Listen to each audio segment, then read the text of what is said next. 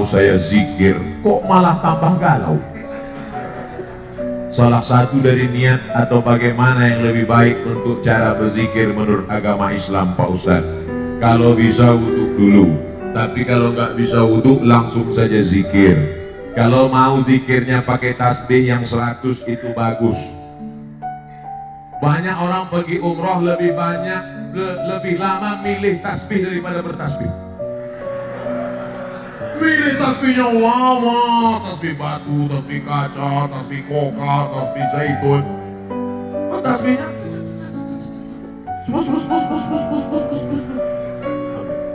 beli tasbih 100 pergi umroh, pas pulang 1 pun gak ada yang disimpan, semuanya dikasih ke orang. Tinggal punya dia 2, itu pun digantung di kaca spion mobil. Itu alat tasbih itu supaya tasbih kita teratur, dihitung 100. Terserah, tapi saya lebih banyak bersolawat. Bersolawat. Allahumma sholli ala sayyidina Muhammad wa ala ali sayyidina Muhammad. Allahumma sholli ala sayyidina Muhammad wa ala ali sayyidina Muhammad. Allahumma sholli ala sayyidina Muhammad wa ala ali Muhammad.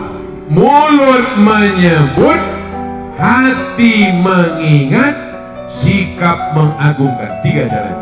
Mulut menyebut, hati mengingat, sikap mengagungkan. Pejamkan mata.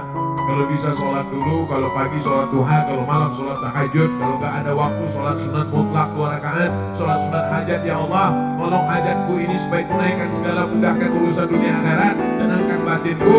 Sholat, setelah itu barulah berzikir. Baca Quran itu zikir, sholat itu zikir, tasbih itu zikir, sholawat itu zikir, istighfar itu zikir. Kalau belum datang mungkin kurang banyak, siapkan cawannya, siapkan gelasnya. Allah akan menurunkan airnya. Gelas itu hati kita, air itu adalah ketenangan dari Allah. Kalau belum datang mungkin bukan Allah tidak tunaikan janji, karena Allah maha menunaikan janji. Innaka la tukhliful mi'ad. Tapi mungkin cawan kita masih kotor, kita bersihkan hati, kita mohon kepada Allah. Orang yang berserah diri kepada Allah, Allah pasti akan menolong dia. Intan surullah, kalau kau tolong agama Allah, yansurkum. Wa may yattaqillah, siapa yang bertakwa kepada Allah, siapa yang bertakwa kepada Allah, yaj'al lahu makhraja. Allah berikan dia jalan keluar dari segala problematika masalah hidupnya. Jadi jangan pernah berhenti, jangan pernah mungkin kurang syarat, kurang khusyuk. Obat saja pun yang hebat, kalau tidak cukup syarat, tidak jadi obat, malah jadi penyakit. Ini ada pil kapsul dari Jerman. Kalau dimakan, kalau dikonsumsi, kalau diobati anaknya, insya Allah sehat. Begitu dikasih, anaknya bukan sehat, malah makin sakit. Gara-gara apa? Gara-gara salah dengar. Gimana ibu kasih obatnya? Setelah saya kasih obatnya, saya masukkan ke bubur, saya suapkan ke anak saya. Rupanya kata dokter kemarin bukan ke bubur, ke dubur. Salah pasang. Makanya dengarkan baik-baik, amalkan tulus ikhlas, Allah akan menurunkan pertolongannya. Ditenangkannya hati kita sebagaimana ditenangkan hati ibu Nabi Musa, ditenangkan hati kita sebagaimana ditenangkan hati Maryam, ditenangkan hati kita sebagaimana ditenangkan hati Nabi Muhammad sallallahu alaihi. Bismillahirrahmanirrahim. Assalamualaikum warahmatullahi wabarakatuh. Terima kasih atas waktunya. Baik, pertanyaan pertama,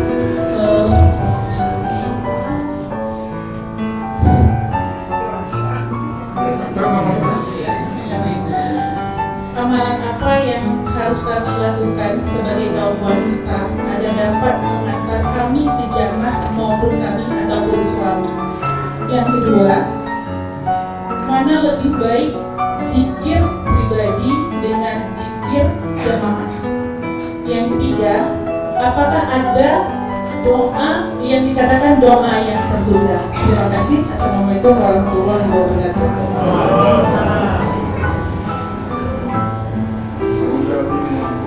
Idza shallatil mar'atu khamsaha, kalau perempuan itu sholat 5 waktu subuh, zuhur, asar, maghrib, isya, wa shamat syahraha, puasa Ramadan yang fardu yang wajib, wa hafizat farjaha, dijaganya kemaluannya, tak selingkuh dia. Wa ata'at zaujaha, patuh dia kepada suaminya, suaminya yang patuh kepada Allah, bukan suami sakau. Qila laha, maka dikatakan kepada si perempuan itu, adkhilil jannata min haitsu syi'ti, min ayyi abwabil jannati syi'ti, masuklah engkau ke dalam surga dari pintu mana yang kau suka. Ada yang masuk surga dari pintu Rayyan, la yadkhuluhu illa shaimun, yang masuk dalam surga melalui pintu Rayyan hanya orang yang banyak puasa sunat. Ada yang masuk surga dari babus shadaqah, ada yang masuk surga dari babul jihad. Tapi ada orang yang masuk surga dari pintu mana saja dia mau. Siapa itu? Abu Bakar Siddiq.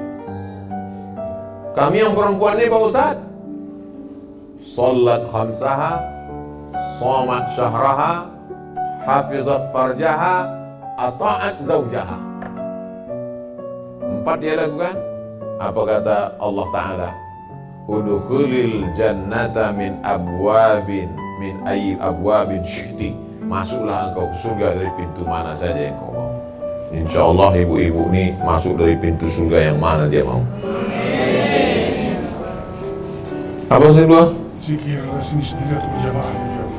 Yang bagus nih zikir sendiri atau berjamaah? Kalau ada zikir berjamaah di tanah lapang, di masjid, di kantor, datang. Kenapa seorang mu'alaf itu selalu diuji keimanannya?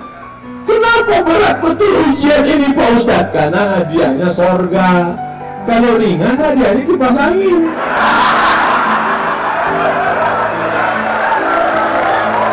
Betul.